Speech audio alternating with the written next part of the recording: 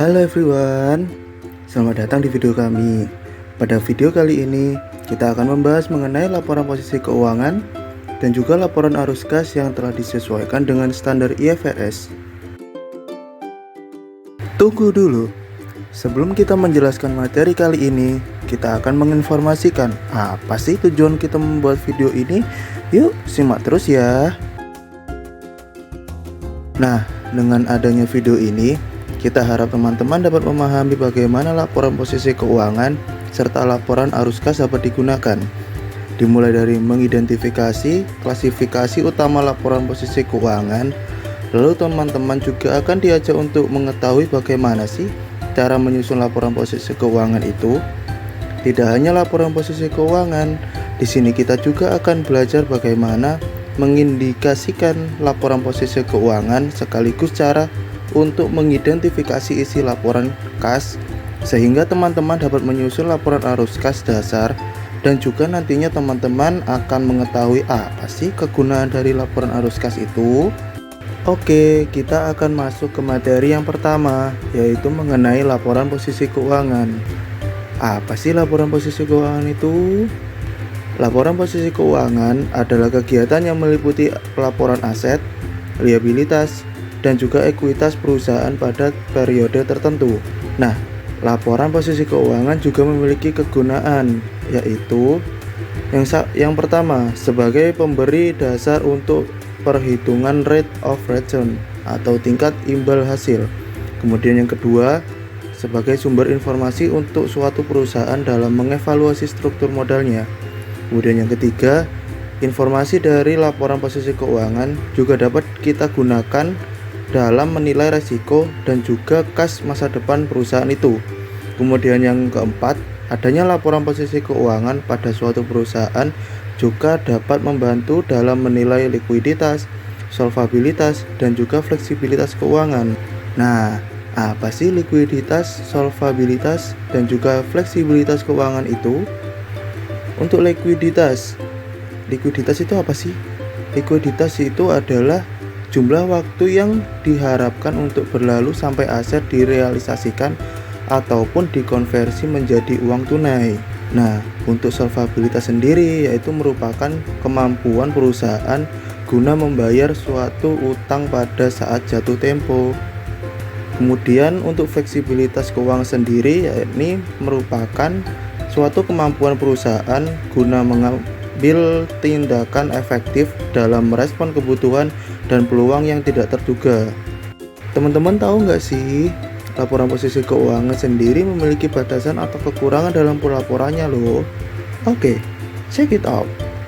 Yang pertama, sebagian besar aset dan liabilitas yang dilaporkan dalam laporan posisi keuangan menggunakan biaya historis yang mengakibatkan pelaporannya tidak sesuai dengan nilai wajar. Selanjutnya, pada laporan posisi keuangan juga ada beberapa pos yang menggunakan penilaian dan juga estimasi dalam pelaporannya.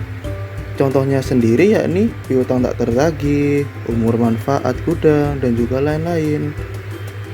Dan juga ada beberapa pos loh yang memiliki nilai keuangan namun perusahaan tersebut tidak dapat mencatatnya secara objektif. Contohnya sendiri terdapat pengetahuan, keterampilan karyawan, dan juga hal-hal yang lain. Nah, itulah beberapa batasan yang ada pada laporan posisi keuangan. Oke, kita lanjut. Kita juga akan menjelaskan beberapa klasifikasi yang ada dalam laporan posisi keuangan. Sebelum itu, kenapa sih akun laporan keuangan itu perlu diklasifikasikan? Nah, ini juga karena dalam laporan posisi keuangan akan ada beberapa pos-pos atau akun yang serupa yang perlu dikelompokkan guna dapat memperoleh subtotal yang signifikan. Pos-pos ini juga ditetapkan sedemikian rupa supaya laporan yang dihasilkan menampilkan hubungan-hubungan yang relevan.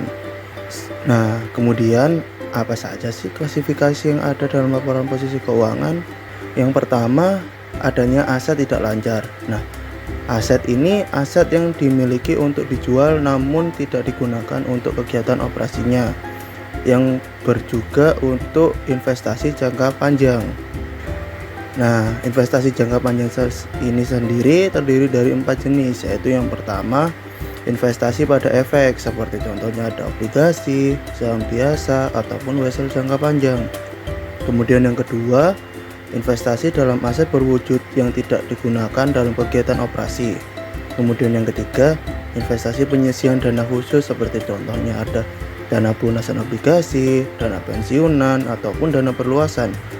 Kemudian yang keempat, investasi pada entitas anak ataupun entitas asosiasi non-konsolidasian. Nah, investasi ini juga dikelompokkan pada efek utang dan juga efek ekuitas ke dalam 3 portofolio yang terpisah guna tujuan penilaian dan juga pelaporan, yang diantaranya ada yang pertama dimiliki untuk penagihan ataupun held for collection. Kemudian yang kedua untuk diperdagangkan ataupun trading. Kemudian yang ketiga ada ekuitas yang tidak diperdagangkan atau non trading equity. Kemudian ada aset tetap. Aset tetap sendiri yakni aset yang berwujud berumur panjang yang digunakan dalam operasi rutin perusahaan. Yang contohnya sendiri tersendiri adanya gedung, tanah, mesin, furnitur, peralatan, dan lain-lain. Kemudian ada aset tak berwujud. Aset yang tak berwujud adalah aset yang tidak memiliki substansi fisik dan juga instrumen keuangan. Contohnya sendiri yakni ada paten, goodwill, waralaba, hak cipta, dan lain-lain. Kemudian ada aset lainnya. Aset lainnya sendiri yakni aset yang ada dalam praktiknya sangat yang beragam. Contohnya sendiri yakni ada piutang tidak lancar, properti yang dimiliki untuk dijual, dan lain sebagainya. Kemudian ada aset lancar.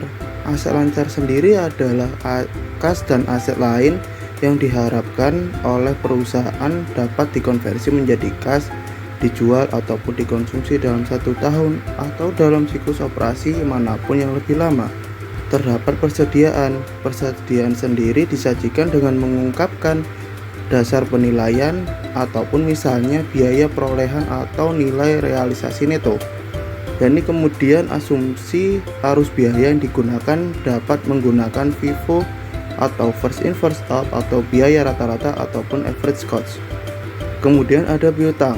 Piutang sendiri yakni kategori utama dari piutang usaha harus ditampilkan dalam laporan posisi keuangan atau catatan atas laporan keuangan.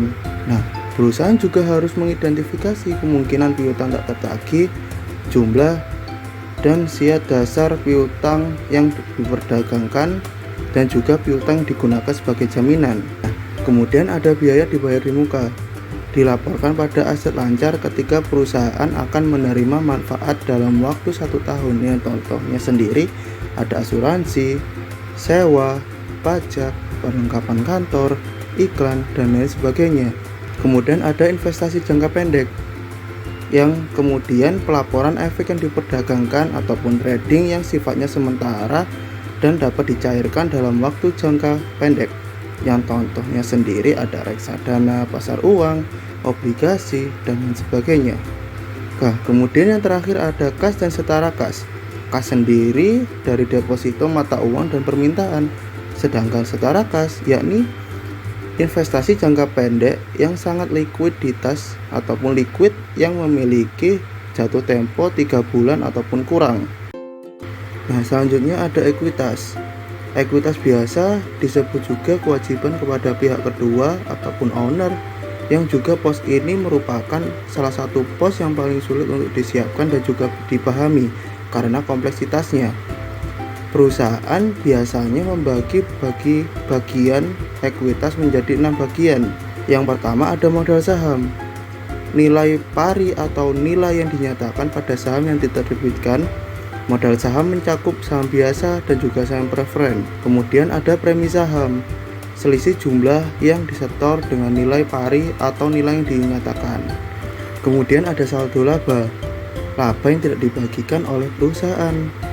Kemudian ada akumulasi penghasilan komprehensif lain, yang juga jumlah keseluruhan pos penghasilan komprehensif lain.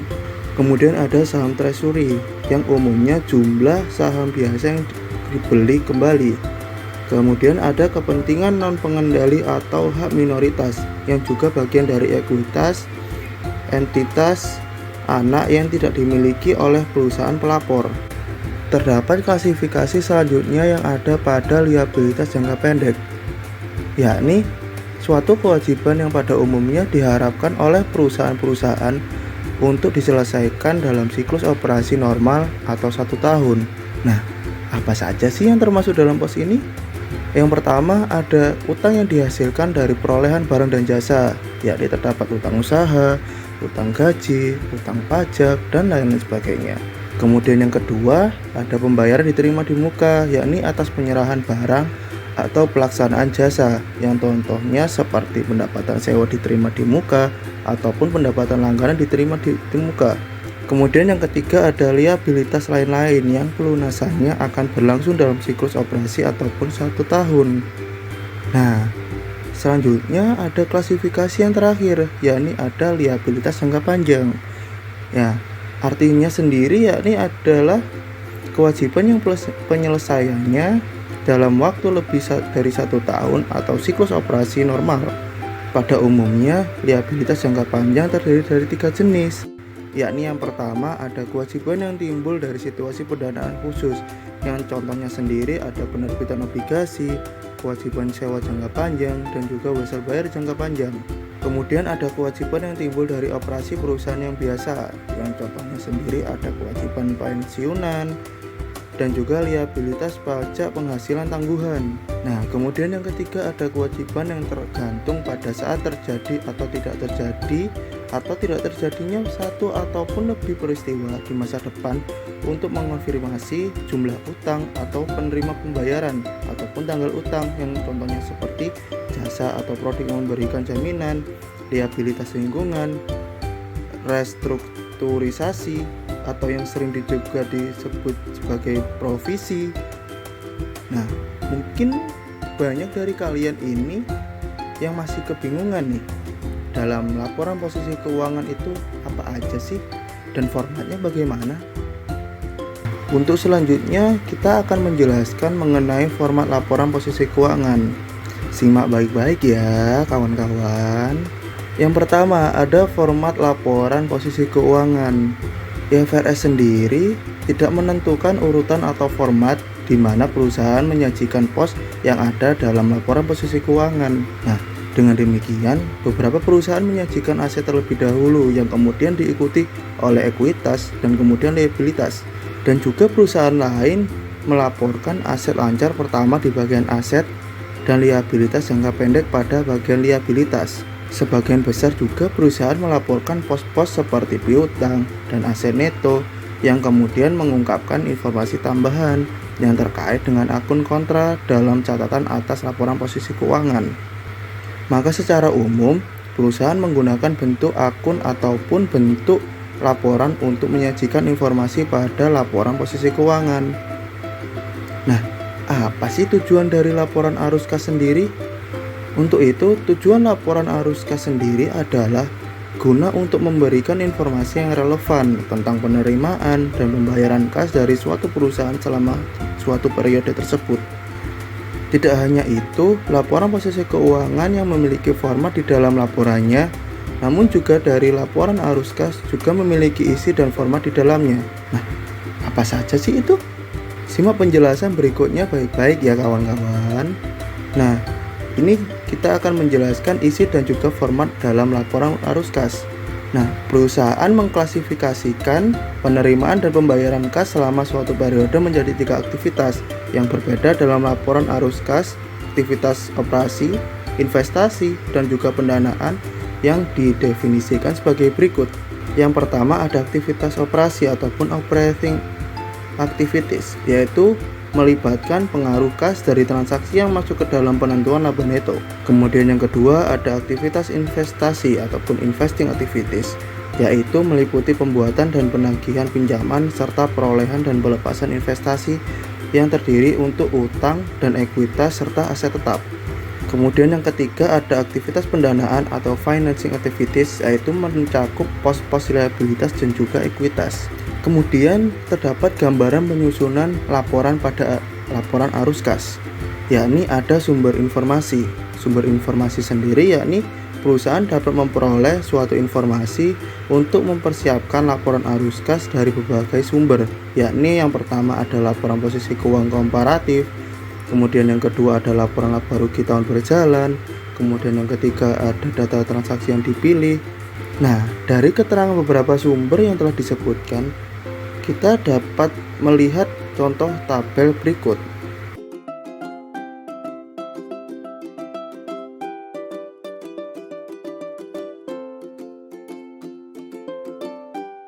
Nah, untuk selanjutnya kita mempersiapkan laporan arus kas.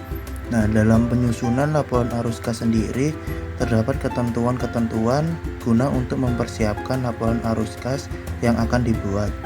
Contohnya seperti untuk menentukan kas yang diperoleh aktivitas operasi, kemudian menentukan kas yang diperoleh aktivitas investasi dan pendanaan, kemudian menentukan perubahan kas selama periode berjalan, dan juga rekonsiliasi perubahan kas dengan saldo kas awal dan juga akhir.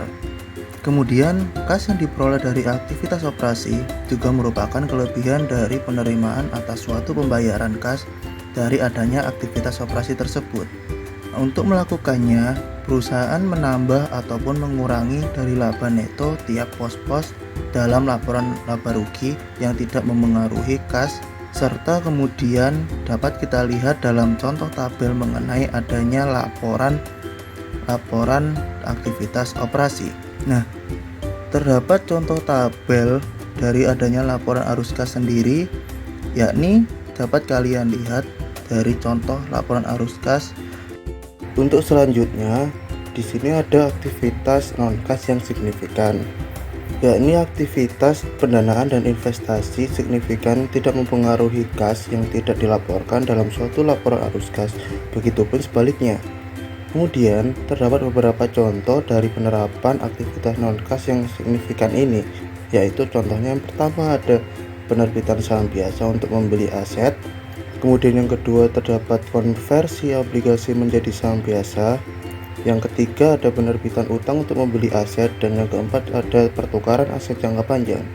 Nah, dalam penjelasan dan beberapa contoh dari aktivitas non-kas signifikan dapat kita lihat dan pahami secara seksama dari contoh tabel yang kita tampilkan berikut ini. Kita juga akan menjelaskan tentang kegunaan arus kas. Nah, bagi perusahaan kecil dan baru berkembang ini, arus kas merupakan unsur penting bagi kelangsungan hidup bahkan perusahaan besar sekalipun. Perbedaan antara laba neto dan arus kas neto yang diperoleh dari aktivitas operasi sangatlah besar. Selain itu, peningkatan substansial dalam piutang persediaan dapat menjelaskan perbedaan antara laba neto positif dan negatif yang diperoleh. Hal ini mencakup hasil uang yang diterima dari penjualan suatu produk atau pengeluaran guna membayar biaya operasional. Kemudian, laba neto adalah selisih antara pendapatan total perusahaan dan juga biaya yang dikeluarkan. Nah, dalam kegunaan arus kas sendiri terdapat likuiditas keuangan.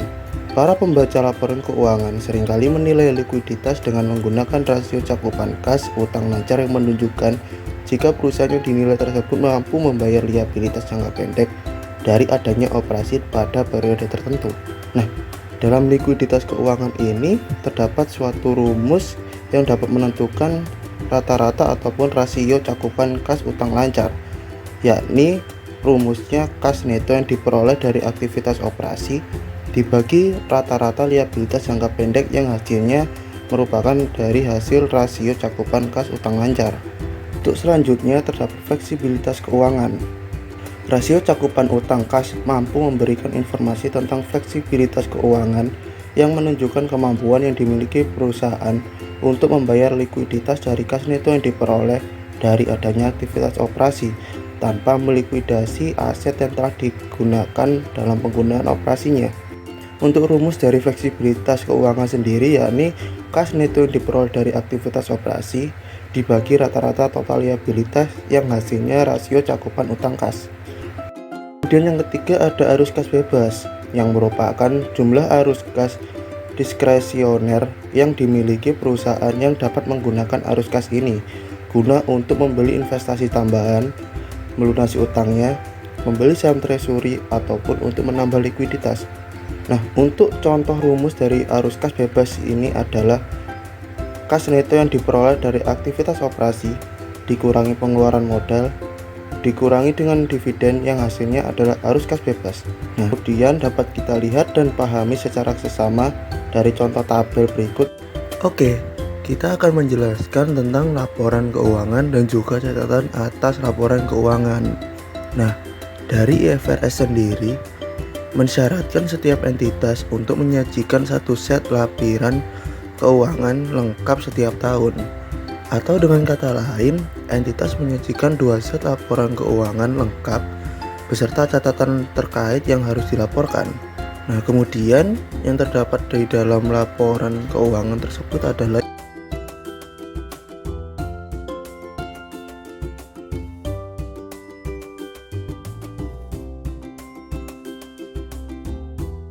Nah, mungkin saat ini bagi kalian apa sih itu CALK? Nah, CALK sendiri yakni adalah catatan atas laporan keuangan. Nah, catatan atas laporan keuangan ini merupakan bagian integral dari pelaporan informasi laporan keuangan. Catatan atas laporan keuangan juga dapat menjelaskan informasi bentuk kualitatif yang berkaitan dengan unsur laporan keuangan yang tertentu. Kemudian ada kebijakan akuntansi. Kebijakan akuntansi sendiri yakni adalah prinsip, dasar, konvensi, peraturan, dan juga praktik tertentu yang ditetapkan oleh perusahaan dalam penyusunan dan juga penyajian informasi keuangan. IASB merekomendasikan pengungkapan untuk semua prinsip akuntansi yang signifikan dan juga metode yang mencakup pilihan dari berbagai alternatif atau metode yang khas dalam industri tertentu. Nah, kemudian kita akan menjelaskan tentang catatan atas laporan keuangan tambahan. Nah, selain catatan-catatan yang berkaitan dengan penjelasan kebijakan akuntansi perusahaan, perusahaan juga menggunakan catatan khusus untuk membahas tiap pos dalam laporan keuangan. Penilaian harus dilakukan untuk mengidentifikasi aspek-aspek penting dari informasi keuangan yang perlu penekanan dalam catatan atas laporan keuangan. Nah, dalam beberapa kasus, IFRS mewajibkan pengungkapan tertentu. Misalnya, penggunaan laporan posisi keuangan sebagai contoh pengungkapan catatan yang meliputi yang pertama, item aset tetap yang dibedakan dalam beberapa kelompok seperti tanah, gedung, dan juga lain-lain. Pada catatan atas laporan keuangan dengan akuntansi penyusutan yang dilaporkan jika dapat dilakukan. Kemudian yang kedua, ada piutang yang dibedakan menjadi jumlah piutang dari pelanggan yang diperdagangkan, piutang dari pihak dengan hubungan istimewa, pembayaran di muka, dan jumlah lainnya. Kemudian yang ketiga, persediaan dibedakan ke dalam klasifikasi seperti barang dagangan, perlengkapan produksi, barang dalam proses, dan juga barang jadi. Kemudian yang keempat, ada provisi atau penyisihan yang dibedakan menjadi provisi untuk imbalan kerja dan juga pos lainnya. Nah, selain itu, sering terdapat daftar dan perhitungan yang disyaratkan oleh standar tertentu. Nah, kita juga akan menjelaskan atau menampilkan satu tabel yakni yang dapat kalian lihat. Nah, misalnya untuk piutang sendiri, IFRS mensyaratkan analisis jatuh tempo piutang pada ilustrasi 534 yang menunjukkan analisis jatuh tempo untuk Cadbury PLC atau GBR yang menunjukkan jika pada rumusnya yakni piutang dagang dikurangi dengan penyisian penurunan nilai piutang dagang. Nah, lanjut untuk piutang dagang dan juga piutang lainnya. Terdapat analisis umur jatuh tempo tetapi tidak mengalami penurunan nilai piutang dagang sebagai berikut. Nah, untuk total piutang dagang sendiri dikurangi penyisian penurunan nilai piutang dagang yang dimana yang tidak jatuh tempo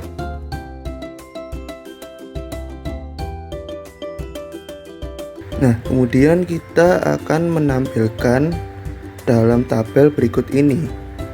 Catatan pengungkapan sangatlah luas yang menggunakan IFRS. Sebagian besar laporan tahunan perusahaan bersifat substansial dan bukan merupakan hal yang tidak biasa untuk perusahaan besar yang memiliki lebih dari 20 halaman catatan atas laporan keuangan. Nah, kemudian kita akan menjelaskan untuk teknik pengungkapan. Perusahaan harus mengungkapkan selengkap mungkin pengaruh berbagai ketidakpastian kondisi keuangan, metode penilaian aset dan liabilitas, serta kontrak dan perjanjian perusahaan. Untuk mengungkapkan informasi terkait ini, perusahaan juga dapat menggunakan penjelasan dalam tanda kurung, referensi silang, dan juga item kontra. Dalam teknik pengungkapan sendiri, terdapat penjelasan dalam tanda kurung. Sebagai tambahan yang berkaitan dengan informasi, laporan posisi keuangan menambahkan kejelasan dan kelengkapan.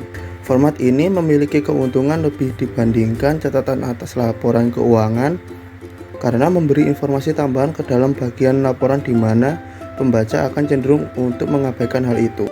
Kemudian ada referensi silang dan juga item kontra.